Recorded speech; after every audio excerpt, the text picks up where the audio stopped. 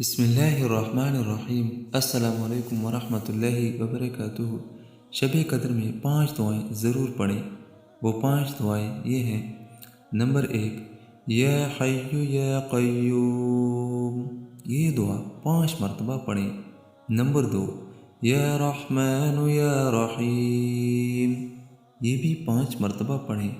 یا ذی الجلال والاکرام، یہ بھی 5 مرتبہ پڑھیں۔ نمبر 4، یا ارحم الراحمین، یہ بھی 5 مرتبہ پڑھیں۔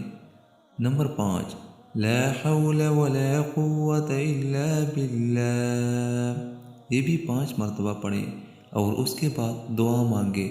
ہر قسم کی دعا قبول ہوگی، ہر جائز مراد پوری ہوگی اور بہت سی برکتیں نازل ہوگی اور تمام پریشانیاں ختم ہوگی۔